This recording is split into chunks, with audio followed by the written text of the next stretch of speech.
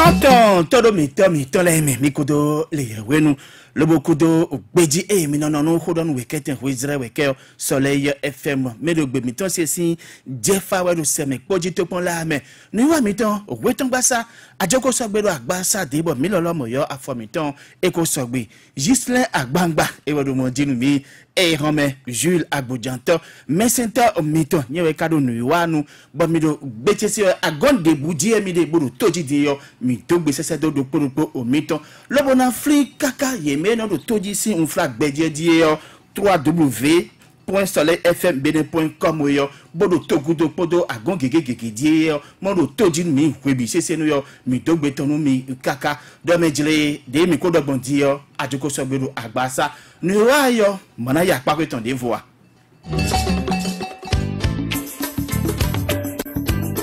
Vinonu mina yi jona do poru mi e rome bo jona mi ton lolo mo yo afoton ko so gbedo agbasa mi ko do le wenu Dondo to mi susu Jules na mi fondo to ebe to se heme mi me bi fon gandi mi lo ma fon gandi ya mi mo ebe bo to pe na ma o pe di do e na che mi kaka na che so se na me to mi se to egbele ne o gbe mo nkan ton yo kan ton toro mi to le mi do po mi to mi so den gbe mo nkan ton me do to mi no yi wewe do ni wa mi ton le me la ro Jacques ate fon mi gan eyin dopo do eyin to ko gbeta e ko de do gro do ko me lobo kado ate pa aguto bo lodo bloc républicain yo eyin dopo bo dodo yi ton eyin dopo dodo yi ton me e wa zombo mi do se de boy so gbedo mi o e ran me bo mi na yi khorele di me la ro Jacques ate fon mi gan bo kan la freedom jile senzo ato mi nu mo ati non ba yi sensiason o so non ba yi politique do me de me gan to gbe me to wa do mo le mo no ba yi politique to gbe me mi to politique ba yi ma ndo mo ni to nu kona to gbe mi to comme mi ton me o mi ton gbe to mi ton me fi de pepe de mi te ne pepe yu wa mi ton no politique mais pour ma ke gamba ine o ezombo mi non de me de le e ado mi de député les des menus kabi na des conseillers les des nazé mais nyero molo mais les pour mes ganto filé non di et non do ho patakite mais non deme do témon coton les mais et le coton to mi mais vous faut faire ali temli gbe ni wa mi ton e remeton yo e jawe tam to eno do toho nous quand on dit ouais mina yo mais là Jacques Atiefon migan e to koro gbeta wo bo ko de do koro po me do ko ne mi de die yo e do menjile e ko no po lo bo ko me de do o koro po me mama to koro gbeta do sato do to me yo no mo koton yo e ko o sogbe o deji ye me ko de do koro po me le yo do poti we lodo bloc républicain bon blindele yo to ga mi dele ton sisi jeka Patrice Guillaume à talon Goudouton et ouais au midi bon ni waton yo enyo nokumitome bon mi go jande ouais nous mi na yi apa nous quand on fait mi na yo ouais no mejile ni wa to ko gbeta mo quand on yo mize ni wa patakinde so jijon atedi so ye han wa yo do khogbunu ni wa lo pataka ni wa mo quand on et au sode wa yi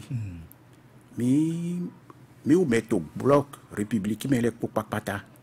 des tinto auto de tinto Bénin les popapata to 77 les po mi wa do mina ple to khogbonu bo mi so ple to khogbonu ntoli mina freedom lo o kwede wa yi to 8 décembre 2018 mi no po bo zegbe mi tondo te bloc républicain bon mi ton son to le popapata mo so yoro mais ton son to de volmele mo mi le de kaka yi sunu po mo diyan na bloquer le po mi ka hero mo lo ni do ezegbe do temo bo ye basi o sunde na basi e no asia iburu cambio me de do mo lo mi ka zero te na eto yi bon ntoli mi zegbe lon ete utu na mi no do toho l'idée yo vono do animation de la vie politique mi ka cambio mi do no mi baina e na basi fu poto sunde jamais o sunde jamais ete we mi basi boy nyon ete mi ma basi boy ma nyon était nami oison bon mais les so gwalo nami wende mais les so bio mime ntoli wende mi zegbelo do te gbeto de to mime mi wa mo mo gbeto so su bo so bio mime do gona na e te ya men ke me mon coton le eni de o mi so abasi do mo mi na do de mi o su pa tote to o gbe mi tome au sein de mi o su zero o te to gbe mi tome bloc républicain be saint lo e nyoya kabi na mina basi bon était bredego était nyodego a tonto di mi wa di do mo lo o m'a demandé mais na so y voter sin teme to kwere bon na ze conseiller to au pour 77 les pour mais da y comme ganlé on la ganlé to la ganlé il est na ze ye il a casé nous titoema et mais do mo lo azwende era po o selopo o solopo o mina jafu wene khojine mi o to titomo amo mina doctor tete mi ton mi o meyi meze o gbelo te to sunu e o nyonu e o mi me po no po bodom mina zegbon ma demandé au président de yaso iran bay présidentiel Zizé to 2021 et ma so den et so den amo meyi wende azanlo po sunlo po ko eno je we sun mon koton honji na mi na basigbon de mi ka pri to hogbonu to sode wayi mi wa do bo modo molo nu eto me su to gba mi to mele yo don pe vile yo pole we yesu ko gan de no jeune to yo voto me yesu bawo John jale yesu yele we zombo mi pen to gba mi to me il a dit non les suga yeso suga eneme mi de hodido awedo tebo do ho mon coton do molo yo jole sunu kabi nyonu na we mina basi bombo yina do wason politique tonto gbemi tome action politique ene titan di do mi zemero ko boy wa do ko bo mi osuwa pombo do ko mi sunu yonu me po do ko mo ko tongo o nu a we to de kusi mi do ko do yin do mo na mi na pasi yo vono do mobilisation des masses na mi na basi ko na so subo so gona mi na mi na zegbon ntoli mi ro mo lo me da ho o ma so to gbe ni président général Mathieu Kérékou et no do ko de ero mais quand don mele do bon, et on rassemble les gens autour de leur intérêt. Nous venaille où est nos dons et do po où est nos dons mais les do po l'idée non au po mon khodo na keno et mais a mawe bon khodo ne mina basi bon mais na khodo mi bona zepo mi bona so su ku gan l'idée mité ouais so dromi do mi o gbe mi ton to benesin to me ni be titan donc à son demi wato so de wa mais là Jacques atiafo mi gabo mi négocier pas mon coton royo mi de din lo dozu gbeji do mejile enyi bloc républicain yo jonjo jami ton le yo yesu lo gege bo le fo do dide diwe iwe ka yin je endo mejile je wedu ndudu me sunu me nyang sunu ora vivi bedia no e ka hudo jonjo jamo coton le to yo mi calentamenton dedi adoto azowa na hudo idele ton Jojo mon kotole na se kunyi yede do azoli hoyo mi kalinta me gba mon kotolo mo ko mi lenta me mon koton bo so di dodomo lo fie mi te to egbedi mi yoro ni do mi pon to mi tome e na do ason martin ni do e so pon do mele mani me ma moison yo jojo lewe yo jeune de mi no do lewe yo po mi ton lewe e me do mo lo e ma nyu ason ene e no yi bo no yi diplôme ton le bo e ka ya fi na je e ma no moison e te to no yin mo e te to yin mo mi le ta me no mo koton ji bo mi o su mi na mo do mo lo gouvernement de to flin to egbedi no e no budget o kwede na zombo e na wa nu do to me bo na zakwedo to me budget lo yezedo molo nyonu e sunule yele we na mede na su koko ira zakwedo yele tame susu de no do molo le budget sera surtout pour financer les emplois des jeunes jonjo jale ira jonjo jale ira tempo mo kwa vuyeton et tel que kaso yi mo mi osu mi na nyu do molo to mi tome a son pipon mi no poison a zone mi no po mono poison pour no khodo yo medo a son kwile bon alors ye ka zo mon koto din ya ça de mi non ba ya son si ko bon nous pi pon si nous pi pon mi ton e ma nyon toto mi ton mais et mi pon din pe to ra e pon au notre université bon attention université bon soit to que zem jaku et na ipon we man e mo do vivon gbede ya do vivon bon e ya we je fi de na je e no yi me manya son wa to kabine na dia son de janwe e na me de enfant no mi na to zemi ku kabi mi na mo to chantier di e ba gbe wa te mi yin sese do jonjo jani le we mi dona e do mo lo fi mi je to egbeti mais to nous connaît to lo ndeti mo yo no yo formation e je na ni so gloire na yebo cambia romlo e tewe inu mi osujo bojuro na basi nitori mi yero meleno yi wi o meto université lo bo mo nyon no to e don mais ye no cambio mede na bio mede me bon akporo e tewe nyen kan basi e tewe nyen e te dromi bon o to mi ton to egbe di yo meto to sinu kon ndeti mo yero h to h lo me e yo e no assurance pour le renforcement du capital humain. Nous ne demain. Titan wanyete ero ena na ko ena nyakwe ena zekwero te na nyonu lebo. De que oui mais unye. Awito yi ena son by formation gona. Ni no mite oponde dai. Bon mi modomlo loma so gbe podo nu e mi dropo ena so gwalo na mi to nu ki pon me. Bon mi na so pon nu dogo. Bon nu ki pon mi ton ena so gbe podo file mi jire ni wa sonte. Bon ni ero nto azon kwere do nto medin era yoro momi ena chemi kaka meda ho Jacques Atiefon migan e mi ko lintamedo jonjo jalesi aso mi mo we yo ene ko yin nu budeji odopo wonde mi de o mi matunye do mejile o sen e yin sen yare yare e lo ndo do so mi wudo beneto mi to me din yo de men le yo e dalo se mon koton lo bo yigbe ton nu e nu yo di lo bo wa me lo na ren to mi ton yin kon yo mi na gbonde le jibo mi na mi mo jemede do mi do sisi do se de yo 18 me do mejile ado togona yin le to me fie yo akoye no so de yo eblo livi o afode o kande wo ewe so we nenu bo to file bio ido mejile nya esupo de su me di jonjo jale lo mo ye ba lo na lu to galo to eme hu o nya e yo la e de to ye ya no jule de le de ye kada je mi kusi mo ko mo nko to mi kada si se de je se yare e wa di ko mo nko to di e don ado do bo e ze si ko mo nko to bo e wa livi o kande wo afari de mon koto yo ne mi ka mo beta et nous titande na donami mais non mi pleto fide bo no palais de congrès to o sunde wa ito asan awo wo popo we awe po bon mi o gbede tito benesin to mele bo no parti politique de au sein modona bo yigbe na le to ro bele mi o chanton de mi to po we mi de ton mo lo e dro mi do mo lo besoin gbedin mi ma sono basi voter si to wele ponblo sur le poblo na mi no ze kwelo podo te bo kwene mi na do voter si kwewe ene me mi de sono mo lo ni don mo kotona yin bibasi ntoli mi osu mi na mo lo e to voter si no ba ito mi ba yi de mele ton to kweme kwele ja era so basi mele kwele so bode era do president to osu mi pon maka do kwene ma do kweton ma so do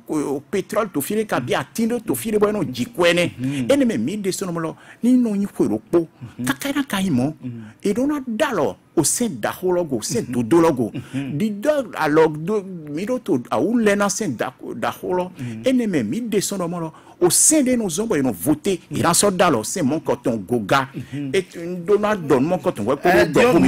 nous yo mele yo mana de dile ouais zomo do mi do nous yo le doti mi do ko la akosin apare mi yo no mo to dayi ni lo na ze o gande mieux président to mi tome et de do mo lo kwede o kwede na zan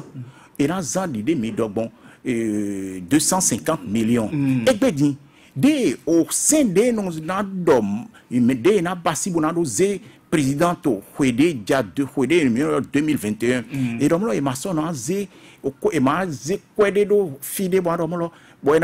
250 millions, et na les 50 millions. Ouais, na zéro.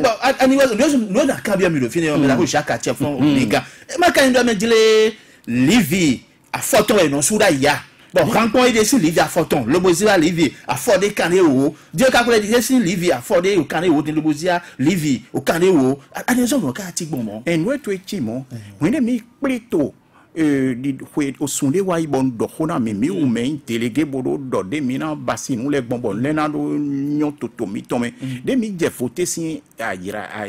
roji mi do do mo lo o gbele mina mo gbede mi do to me to renouveau si wenu ye me de pepe ma de président ton mi mon dit Soglo ma ton son to président Soglo e men parti détonné et ma ton son ni non mais so pon général Mathieu Keruku ma oni zéro fiété mina mo dom lo e ma do to robeta de ma do to pade ni non mais so pon président Boni ya le plan même président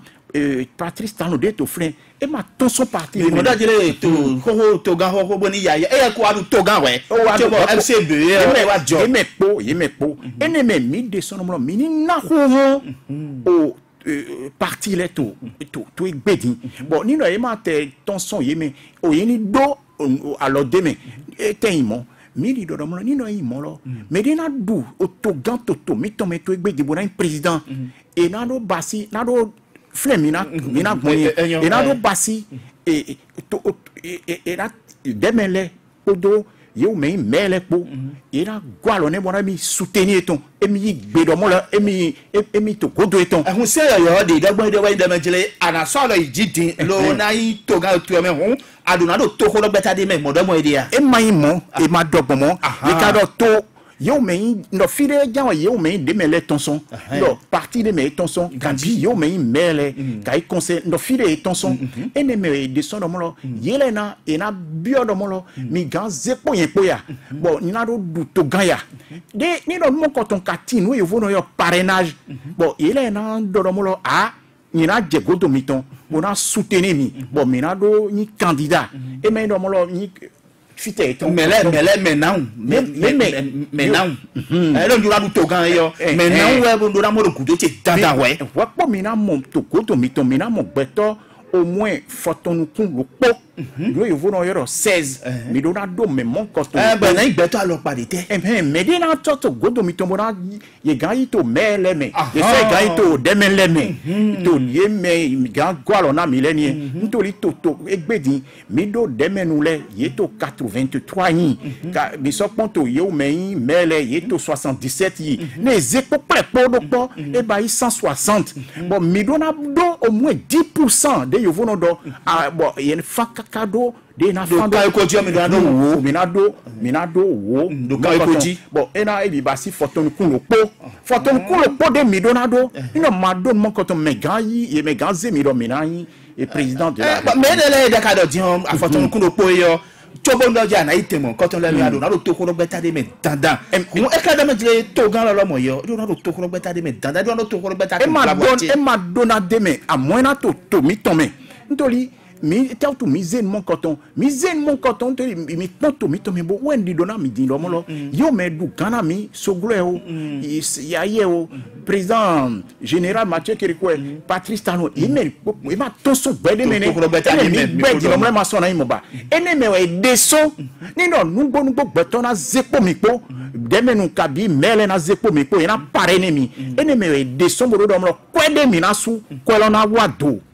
ene me zombo kwe do ntoli e Marseille grandi do mo lo beto e to godo mi tombo zepo mi pour parrainer mi de yo vono do bon mi na so to kwesusu zan ene me mi ye descend yo demele descend do mo lo we e na bi basi de do mo lo ni do mi o do beto photon kon lo po mi o to yi gbe do mi gan candidat mi se ko don beto photon kon lo po mon kotan yo e kan do je me yin me bon me o njawe bonu o e mayi so mi de ya do me mo nkan ton le yo lu don de 10 ans yo so mi to iwe to ba me na le do so iwe be do ten mo nkan ton me enda me jile me o ma kai so mi de ya e gro na ati no na te me re gro na mi no mo yi me ni mele ba fi na ba me na le si e gamo o sonde me hoire jardin no mi na ze mele mi na ze conseiller mi confie yo me to gbete me temele tiene wetin to igbedin mi e mo nyu ene peut-être USL aussi grand bien même restaurer l'espoir et grand bien même de midi scindé votants scindé tondi et maçon de au saint hoda de nos ombres mais là mi maigan tout clatin tout le popo ni no betore si au saint nous saint do et na zigbelo rutan ni no e ka zigbelo to do bo belo tin parti lo tin était na jo ye kan du même ye gan min gan d'autant mi mo to ko gba ta ma gbe po do ha che pa we ale ya gege ton di bo we ma ina de yi ton be lo conformité yo we ma mo ko ton ipo wulo yi ya bo e so no to ko gba ta yin re din an ko do mi de yo le no dogbon yo ni ko so a che ton e koku enda ma jere ma ka yin to ko gba ta ne na se ku yi so mi do ko ton le bon kaka bo ye lo mo ye ina do come gan le bon do to pon la gan le do me tin ti bo e je ko ton wo ye na se ku sa le ti bo me no le na se ku no ye gudo mais mon coton les et jedan yo suni khodo nou e sendo bodo zegbe ton do to ote ni no mle ma zegbe ton rite donc yo souci et nous réglé na e de ni to honenma ouais mi do do fie mi jet to egbedi da ye do o gbe awetin bloc républicain pour do union progressiste egbedi ma so imon ba ne o gbe de volet soit jeji mo mi do femme renouvelée à Javon ton et de même à Javon et Sébastien Simlaro et ma to gbem et ton l'homme au Gabriel doni intérêt femme reparti auton no yi gbena so yi gbena force kori point bene émergent dai ye osumato l'homme dai ne et tout il yi gbena ye khodosin ye senu esendo ye bon nous esendo bo do mo odi no emi do emi juro e juro do mo emi ni khodo au sein emi no respecter mais là Jacques Atchefon méga nous yale de voler à côté ton e we dan jire mi wo pon do me jire de me lesa gbasa don yo e so yi si o kan we o nu ko aton wa yi o kan ko aton o nu ko ene e gona e gode me lesa gbasa yo zipo e gona bo na jeji bo ye tente yo nyon le bi sese na bulo o konukun ene to me abi so bo ikale go e mo loje to mi ton mi kun do kwa din yo bo de me le din bo ile gosin po na din yo to vi le ino mo do me jire kwa igbe me le bi sese jawe bo kwa na le je kwa jinu kwa susu e na le de question to gba me de ba zaro don di a question san le do a question di jenu to e vlavoni ati to vi le ino ko mo ko ton do we wende mi plito o sonde wa ibondo mi no toise 10 11 12 le wa a wo lo po wi awe mi le bio mo do mo ti san re do ete bi bio mi do mo lo nawe o mi na to benesin to me ni no mi pon circonscription fire no voter te bo no do 6e circonscription était une 6e circonscription ouais to à Bomekalavier soit Valier Kabi Zedier ni no mi be atonele ropo beto de tito flen yesu ganda yesu gan yo meto kuton o azipode kanona e siège de no na e enewe mi ka kuton di kuton de yele so sugan e no ana kuton kuno pogo e no ana yele tenemo e ni de ma drobo mi do mo ni basi no na ni dro bon yeni voye le ton ani su ko kale na mo gege lo kutano ndo kutano mi wa ye mi na mo gan si so ha afotonu kundo pogo bo na mo gan si so ha afotongo e u dona mi te do mo beto de to kutonu poto beto de to circonscription de homidi do to 10 et tropolo yele sovu gan yo meto kutonu ni no miteze Godomekele de arrondissement à Bomekalaviton beto de to flen yesu gan hogbonu yesu gan hogbonu nani mani no igbamblo de yo vono équité et même mi de sono mo eni voine le grado na eni do ze si pele jeji na eni na yo su mi ka fli ko ya chake pa kana akoso kan zan janami no wede mi do ero ze o senedai to 1990 wede ero to mo kotombai masu dai ne mi ma yi 11 millions de mito to egbe dai ne mi o mesu mi 3 millions mo no egbe di mi 11 millions so to takwe sama ma to takwe su gbegbe mi to nu kon yi mi so to kwezan mi so to kwesu takwe ro gbadan bi yo ya ndo mi do mo lo fie mi te to egbe di mi o me tin to mi to me ho e benesin to me le popapata ndo mi do mi by 3 millions egbe di mi 11 millions mo peut-être au so mi do me le bi o takwe su ko ne mi di on ko lo gba me okwe ni no kwe matin na mi dro na ni basi ayuro bon no ko ma tin na mi ogba na tin to ayuro me bon ni no ko ma tin na mi no voter bon e mi no mi do ko pon mi so no nya to fire vo mi abo mi nya mi ton mi o sudo na do kya do mo lo mi na de ho mi ton mi lo propon na suta kwe fire mi rete di mi na suta kwe fire yen te di mi na suta kwe be to azon wa fire de to azon wa te e na suta bonda me jere ta kwe me be ka susu e a khoso na le do me jemi ava nya kwe do togudo a e akwa nya ete mo nto ma do o pétrole de na zombo ma nya kwe to fide de ma so do ma do di na do na mi bon ai dokule a to fide o kwe de mi no bai mo na to kwe e ma su e so su a mo ma souhaitons e maison mo mi no nya kwe to togodo bon you know yoro Banque mondiale et grand Fonds monétaire international et ne no agona mi a mo nous donnons minté. Et donc, tu viens de me dire, nous avons des mêmes soirées. Tu m'as dit quoi? Il est dédié ou dédié. Nous donnons minto.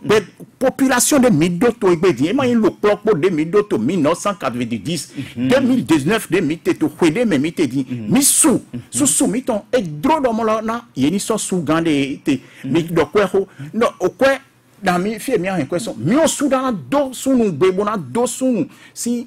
o bebona do domolo. Be mito susu mi sonon to kwedo me propona suta takwe lo me mi na baye nu susute voter si nous te ou zombo doa mi do molo e mai do molo e dro pombo ze betobo o su mais là j'ai abito mi do nyonu le nyonu ko nu ene e te to ibon mi o so mi na mo do to mi tome wi wa mi ton nyonu we zize mi ton nyonu we iya mi ton le mi nu azonde no wato kwebe azonde no wato asome fire no te ahime o fire pepe eneme eta je nu wiwaji politique yi basiji mi no dero fo be yeno do yele ma no fle mi so le je no ze bono gobo no milewe eneme mile descente pepe mi pli bodomolo e dromi domolo nindo to circonscription de midole to fire no voter tele ko papa e bayi photo no ku ene e na zenyonu photo no ku ene ele do na bio assemblée d'entente be nyon do poro gaso ha do po e do mi ne u doni mi tene e do na basi bon ye u nyonu le do na to assemblée no mi la cambia mi do file me la ro jaka tia fon mi ga to vilaine cambia eton ye je mi do si so kule mi la 10 ans do me jile tubo ina nya kwa do togudo to gana nya kwa do togudo mi ka do sisi do me je si on le va do lo dozo be ji do me jile to gan e ja nya kwa do togudo yo e puis son dandan we na bi ogbe de men le o e na nya kwa we lo mo na zan kwa mon koton bo azan kan we wogudo e wa he ra do gbenu o de men le ni do me mon koton to vile gege do me jile ye mo do me jile e puis so be o deji e kan e ma tout maintenant gbe to e zo mo e ma si mi yen do won fun ni to asun apodo président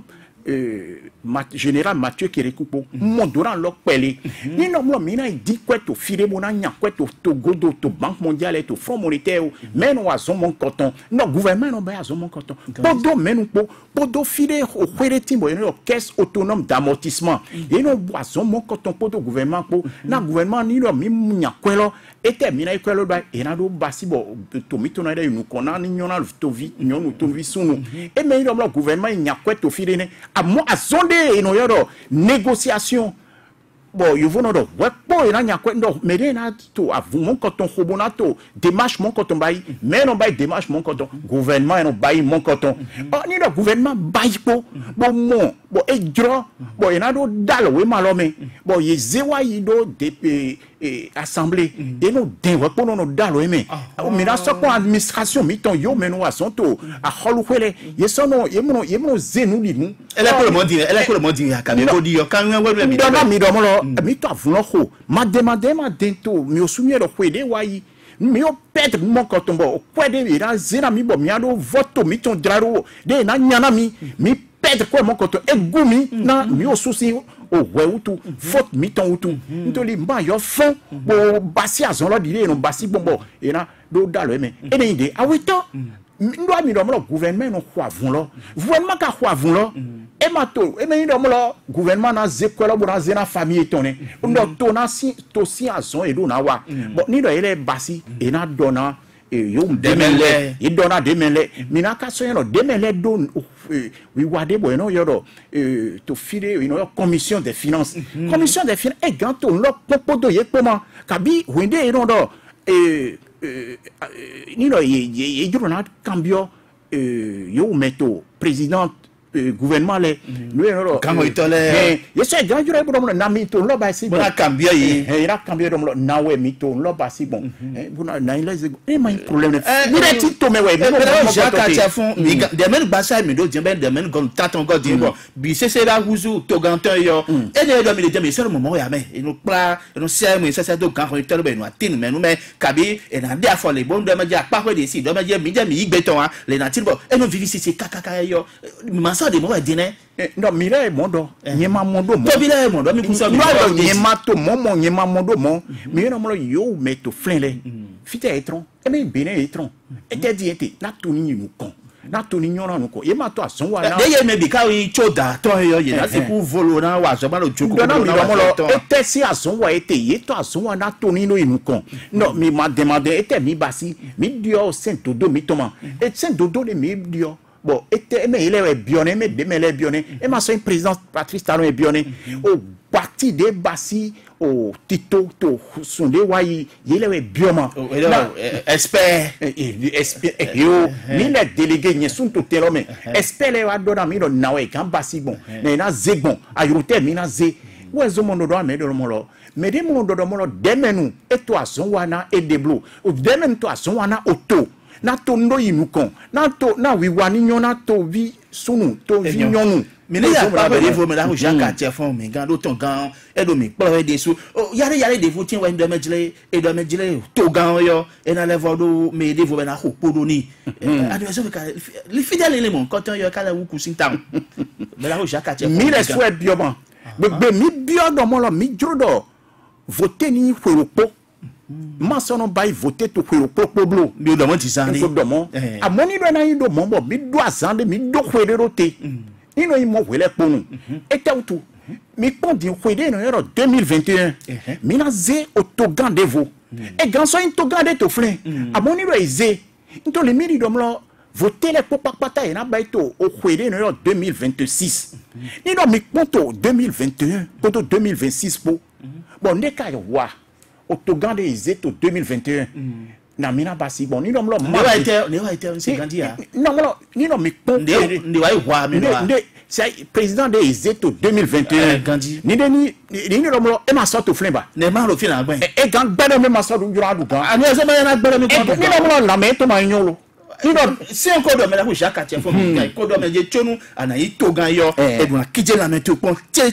do so to e ndo me je mi ze to gan de bo lu ni je blo ko ro pogu do kabe ko ro pa dade gudu bo to gan ni wa do me jile la me mi ton wa da won e kle do me jile ko me gbeje la me ton ko breve vonu we ton do fine bo e dozo gbeji do me jile e do jago yo e bois de grand to vele na pa bon quand on vous la voiture Jules maman komi beton yin ma we do be e me beton e do be ma o mi uno do to gungbe si me mi uno ma o ni fo mi ni no mi na dam no mi gan mo beton to egbe dimbo e na gobo na to ganji bon irando mi do mene ma so yin matin e bene bai matin to ganji mi na no ma we do e me beton e to beton ma do ede ma we do ede mi gan to ganji bon le pona so gbe mlem bon ma so to flemba ene me mi de son do mo lo dona mele do mo lo pe o to gan mi gan point bo le pona so gbe ni na ba inu evo no yo crise cardiaque meno e mere nyere da ba inde da yo ya mi pon ira mo mi din bon cheju lo po ma so to flem même si alors mais wede na yi mo bravo yo mi le gbedi abebi ogbedi a e wa mo mi do me jire me do podo na khopodo ouais so mo mi di do mo lo ni no 2021 mo eze gande vo kabi o gande to flem tori au sein de l'ordre mo e so jouer e so gan basi na so gan bio bo eze mi no mo lo eze bon ni wa weto 2000 des godo bon mi ka bio do mo lo o voter ni fwe po bon mi o so ze fwe lo bo 2026 ni no mo lo ye ma ze mede voro goro ene mede na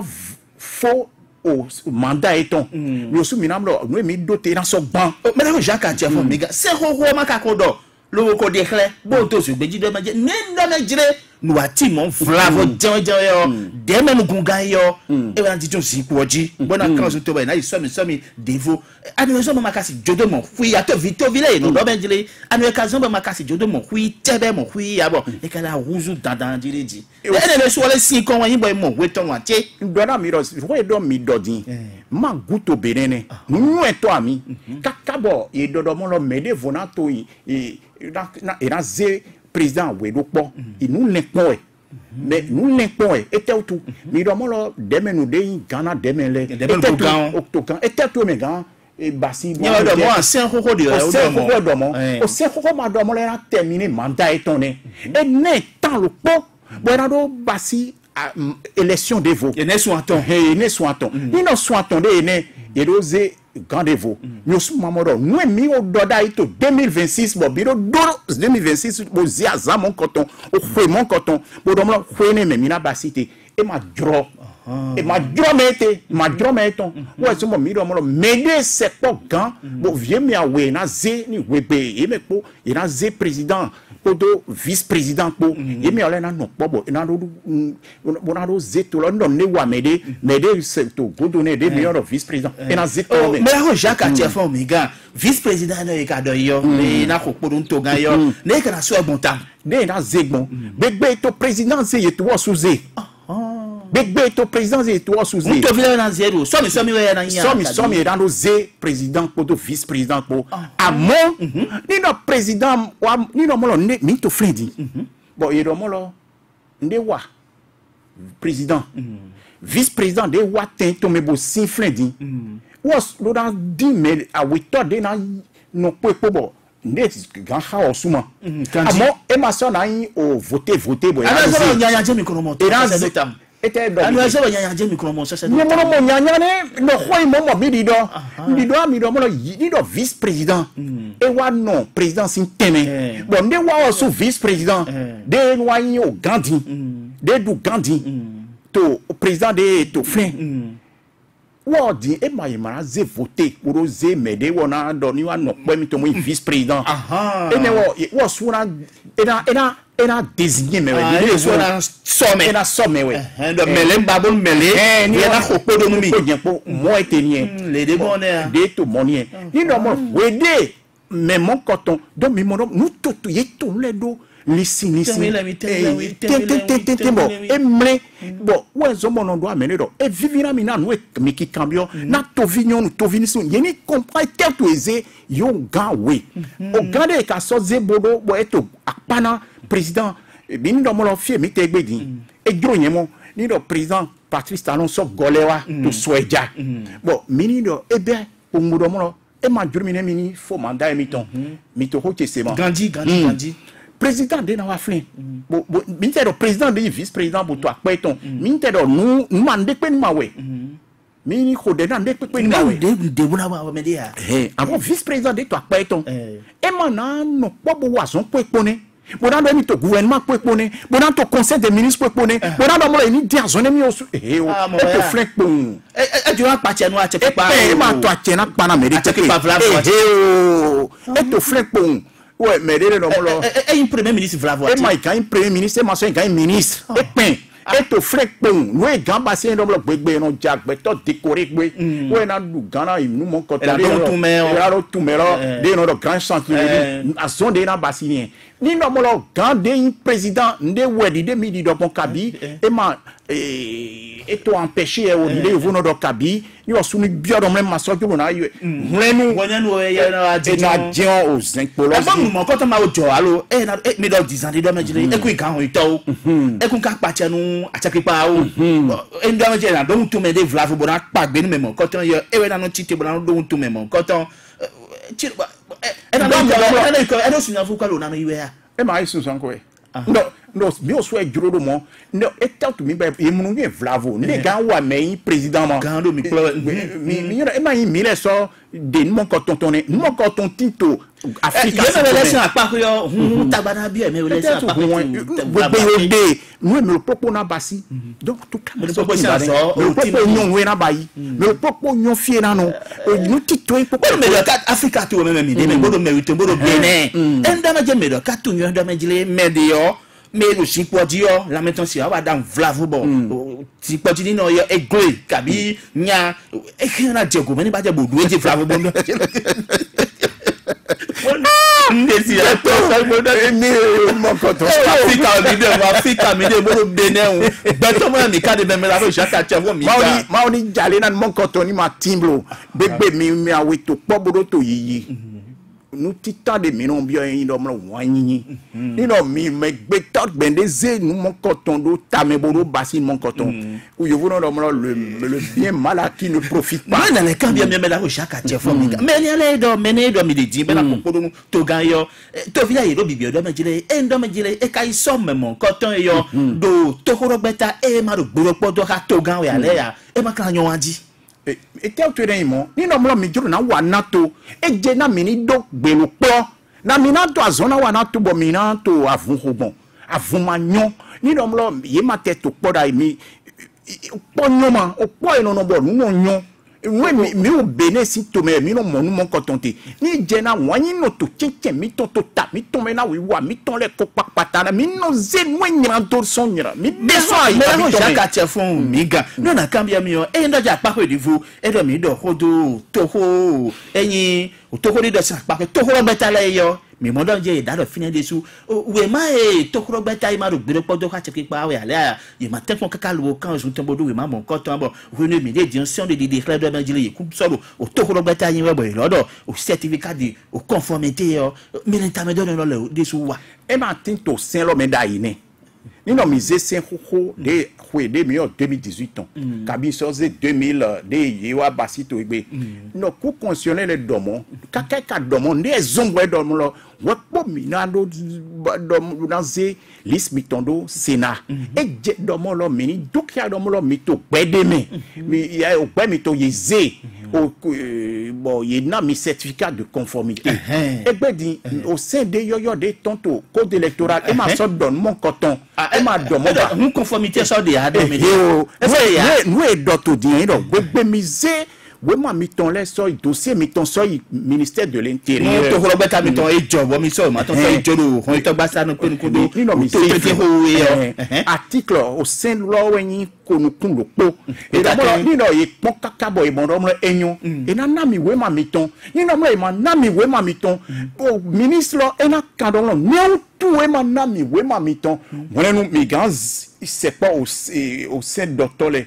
on a do mo ah et mi zé dossier mi ton soy ministère de l'intérieur ye ka zedra ye rejeté l'idée donc be ma nemi il est kona il est kon mon ko il est kona we ma miton et mi e ma so nda il est jaka chefon mi conformité à so dia do e ma so tin do na minte so dia e de te di do mo lo et na ino mi zé moi mi le docteur on est mi preto 10 11 12 mi do mo lo avuni ma so no timblo na il est bonito lizi ntoli ko gbede mi basi no pode mi no to 10 11 12 le wa ibon to ko ton do na mi na FIFA toto mi do basi ma conformité so dia do na mi re ma tin la no e tin wen yen gbe do mo lo na mi we ma de ka so na mi do mo lo mi so gbe podo o mi ganze gbe mi ton o seyi ni do mo lo il n'a mis mon coton article 23 là sort du domaine mira sous so on sous na na journal officiel il mon 2 mégas donc et on to ko beta e ma pe le conformité à kaka ti revenu midi dion il y a na tite de bon quand ils ont et quand mais et tu es malade quand ils sont au sein doit mi au sein hodai au sein à ton aider mais bon et vo et pompon non mais dans pour ça de conformité pour ça de au kumbodi et au kumbodi à mochande les tin et no beto de tin bon nous et jajo ka bien finu boy au oui mais mon quand on me ganto au bemene il me gan zéro statut ton mene et où est-ce mon doit mi do mo article 21 article 23 kodo konukun atonpo kwa tongo uwe yin we diokun amon we poda ile wopo mina do mle mi to gbede me to parti de me ye dona mi de me de pepe no fond de mi to parti mene ino mi chinua bo we vumi konton mi me gando mi to parti mene ni no mi de me e na do to si mi to ma e ma ga do we no me allo e ma do we ni allo ni na ma do we na me e tel tu ni no o vraiment humi ndema so jone enyo me da ho Gislin Agbangba mona yi apake de vonu nu wa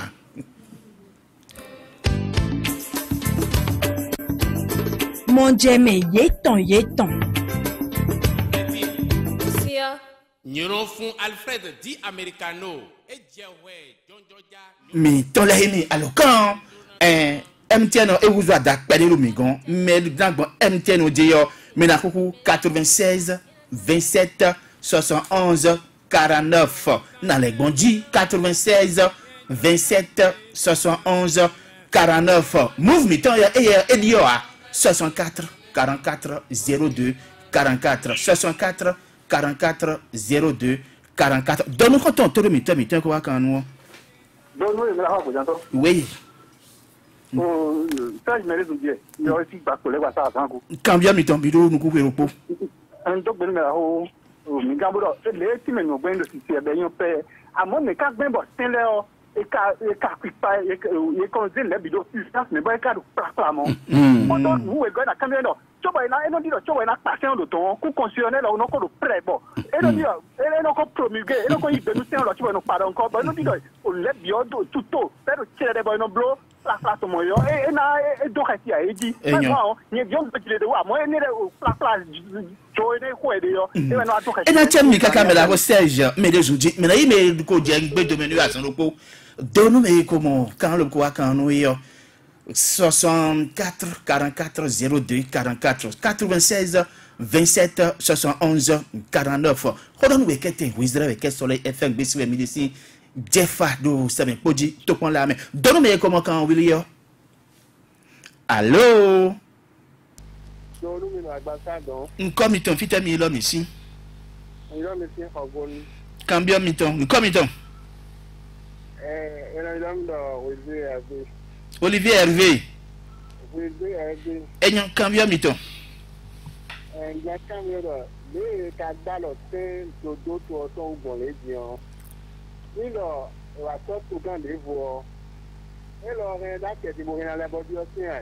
Ah,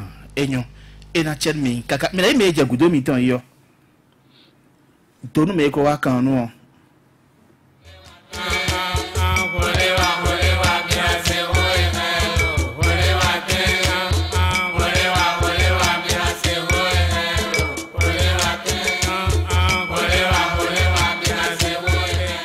me ne wa gba sa so no ko kan do mi pe oh Serge me les oji e do me je ani ozo mo le yo e ka ti plak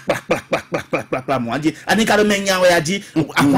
akwan eton to me la vo akabi nde na jawe ka we adi deji bo la do je sento to gba sa no chi no me je nya ilo mo nya ilo hecho be no he ilo mo ko pe so bo nya e no dalo me 3 ans bo le bi no e no dalo to gane so dalo me 3 bo cha to vi le mo do me je le ti cha ani ozo ka ti mo adi Gilles Agbodjan to mi do khode mi di do e vivinam e je bo binu tumona mais no vi mi tom la ho mi tom baba mi tu ya mi ton e ni modona nu kan wi me kan mo mi pro e de te tu bo e plak mo mi no mo lo de mi do mi na basi élection zemi to kwede ja e je do wapo mi na do basi o mi dalo sende me boyono do protocole CDAO et bien mi do mo lo wapo mi na ba inde pepe bon o vote d'alieu mi o maso ze sende to aussi o sun tropo memblo et ben mon coton ami et do zemi ton mi wa ni avant 6 mois avant 6 mois et tel tout mi mondo mi gandi bi o do azan do mo lo 2026 ne ponani bi basi do po ni no imo mi do na yo wa det bi na yo wesun on se dia aussi gbetake mo kotan yo e khodo mi le khodo mi te mi go si fina yo to me la ko weze Hervé en cambio do me jile to gan e fo ken lo mo yo na wa bo san do e lo mo yo na nya gba o vla bo ati lo bona guzu ateji et tel tout na basi mi do mi do mo lo président talon de to grandi to egbe e me we bio do mo ni dalo 5 golo 5 dodolo go de me ka bio mile we bio mi o me basi délégué parti chanton de wa gbelengbele e me no mi bio do ni dalo 5 dodolo go amo ma bio mo ko ton ko do e no mi bio e no mo lo o fifa ni wa to mi to me na minize o voter do kweropo un to gan bio do me jere ndi o to gan do na mi do mo lo e no mi te pombo dalo 5 dodolo go bo dalo au article de no yoro 42 bo ina do jo o grande doni no e bayi o mandat eto awede au sein de l'ordre pour demi aso no flem wa bayi mandat tonto eneto e mi mana promulguer e mi na gbe mi ka sada lo ni o wa mais pe mandat le go e me mi de so au sein de go e dalo e au sein de lo e te tu e azonte e wa zona yo pole jojole me le de suwa de su hena dala u de yo ya bon ati e pen wa pena au sein de lo yi gbe do mo e ganda lo emi go mo amo ni do na dala go na mede bon ina do no ganji ton o ni do mi pon wo to ni do mo ina dala go bo na la u ne pele na dagbe toton o da était mo ibrasi amo mi tell me ni wa ni tell yo vivant Jacques Atiefon Migan bloc républicain me aidé ni to beni kaka e wa ko fo agbasa lo na mi mo je me gege ju la gbojante ni wa vivant nous et d'abord